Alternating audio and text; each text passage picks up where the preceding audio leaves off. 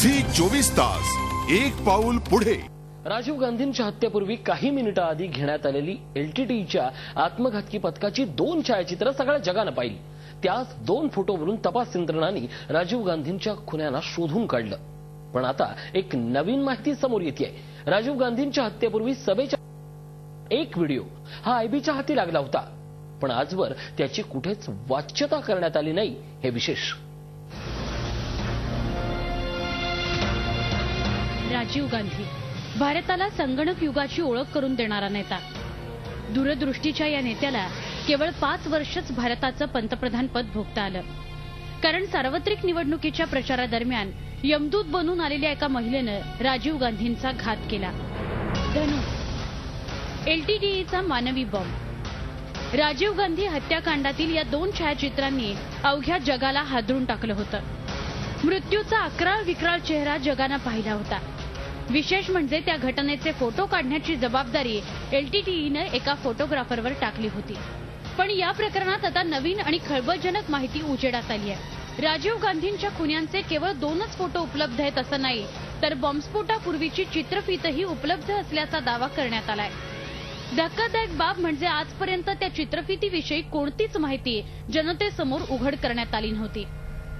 राजीव गांधींच्या हत्येनंतर तब्बल 21 वर्षांनी हा गौप्यस्फोट झाला असून त्यामुळे संपूर्ण देश हादरून गेलाय। 21 वर्षांनंतर खळबळजनक गौप्यस्फोट। राजीव गांधी हत्याकांडात गौप्यस्फोट। देशवासियांपासून लपवली राजीव गांधींच्या खुन्यांची चित्रफीत। राजीव गांधी हत्याकांडाच्या मुख्य तपास अधिकाऱ्याचा दावा। राजीव गांधींची हत्या करण्यापूर्वी त्यांच्या खुन्यांचं सभास्थळावरचं व्हिडिओ शूटिंग उपलब्ध असल्याचा खळबळजनक दावा राजीव गांधी हत्याकांडातील मुख्य तपास अधिकारी K Raghothaman conspiracy to kill Rajiv Gandhi from CBI files या आपल्या पुस्तकात केलाय। के राघोथामन यांच्या पुस्तकात खळबळजनक गौप्यस्फोट।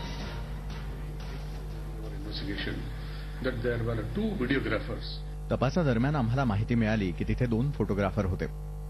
एक फोटोग्राफर कार्यकर्त्यांनी ठेवलेला होता आणि तो सभेदरम्यान हजर होता। गुप्तचर खात्याचे तत्कालीन प्रमुख MK नारायणन यांनी जाणून बुजून हा अत्यंत महत्वाचा पुरावा उघड केला नसल्याचा आरोप राघोथामन यांनी आपल्या पुस्तकात केलाय।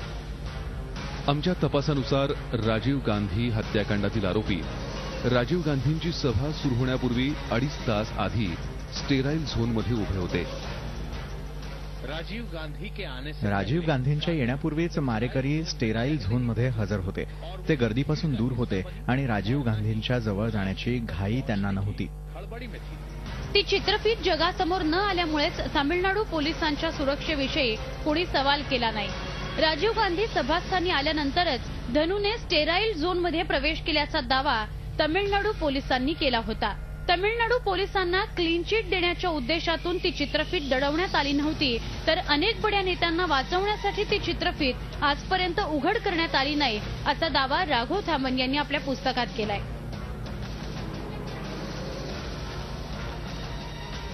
तसंच MK नारायणन यांना या प्रकरणी सुरुवातीलाच क्लीन चिट देण्यात आली असून राजीव गांधींच्या हत्याकांडाची चौकशी करण्यासाठी नियुक्त करण्यात आलेल्या SITचे प्रमुख DR कार्तिकेयन यांनी MK नारायणन यांना क्लीन चिट दिली होती। Zee 24 ताससाठी ब्युरो रिपोर्ट, मुंबई।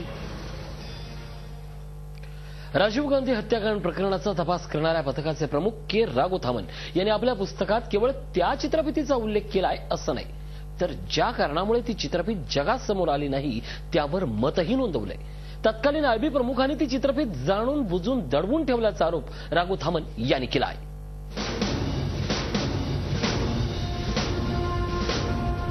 राजीव गांधींची हत्या करण्यापूर्वी घेण्यात आलेली खुन्यांची केवळ ही 2च छायाचित्र उपलब्ध आहेत का? राजीव गांधी हत्याकांडाच्या तपास पथकाचे प्रमुख राघोथामन यांनी केलेला गौप्यस्फोट हा अत्यंत महत्वाचा ठरणार आहे। राघोथामन यांच्या म्हणण्यानुसार राजीव गांधी यांच्या हत्येपूर्वी सभास्थळांवरच्या हालचालीची चित्रफीत गुप्तचर विभागाला मिळाली होती, पण ती चित्रफीत कधी जनतेसमोर उघड करण्यात आली नाही, त्यामुळे काही प्रश्न निर्माण झाले आहेत। राजीव गांधींच्या खुन्याचा व्हिडिओ कुणी लपवला? व्हिडिओच्या अस्तित्वाच्या दाव्याला आधार काय? के राघुथामन यांच्या म्हणण्यानुसार ते राजीव गांधी हत्याकांडाच्या तपास पथकाचे प्रमुख असताना त्यांना ती चित्रफीत तपासासाठी उपलब्ध करून देण्यात आली नाही. पण न्यायाधीश जे.एस. वर्मा आयोगाच्या अहवालातून त्यांना या चित्रफितीची माहिती समजली होती. गुप्तचर विभागाचे तत्कालीन प्रमुख M.K. नारायणन यांनी तत्कालीन पंतप्रधान चंद्रशेखर यांना एक पत्र लिहिलं होतं. त्या पत्राची एक प्रत वर्मा आयोगाच्या अहवालात राघुथामन यांना आढळून आली होती. ते पत्र 22 मे 1991 म्हणजेच राजीव गांधी हत्येच्या दुसऱ्या दिवशी लिहिण्यात आलं होतं. प्रभाकरांच्या मृत्यूनंतर 2009 मध्ये मी M.K. नारायणन यांचं पत्र पाहिलं आणि जस्टिस वर्मा कमिशनचा रिपोर्ट देखील पाहिला. तिथे मी त्यांच्या पत्राबाबत टिप्पणी पाहिली. त्यात व्हिडिओ संदर्भात लिहिलेलं होतं, पण ते या व्हिडिओबद्दल का बोलू इच्छित नाहीत. राघुथामन यांच्या पुस्तकातून या संदर्भात अत्यंत महत्वाची माहिती उघड झाली आहे. बैठकीच्या चित्रफितीची बारकाईने तपासणी केली जात असून त्यामुळे त्या महिलेची ओळख पटवण्यात मदत होणार आहे. त्या पत्रात ज्या महिलेचा उल्लेख करण्यात आला आहे ती महिला दुसरी तिसरी कोणी नसून LTTची मानवी बॉम्ब असल्याचा दावा राघुथामन यांनी पुस्तकात केला आहे. राजीव गांधींच्या हत्येविषयी दूरदर्शननं दिलेल्या वृत्ताची चित्रफीत तसंच तो व्हिडिओ तामिळनाडू पोलिसांकडे सोपवण्यात आला होता. राजीव गांधी हत्याकांडाचा तपास करणाऱ्या SITचे प्रमुख DR कार्तिकेयन यांना त्या टेपची सत्यता तपासण्याचा आदेश वर्मा आयोगानं दिला होता. झी 24 तास एक पाऊल पुढे.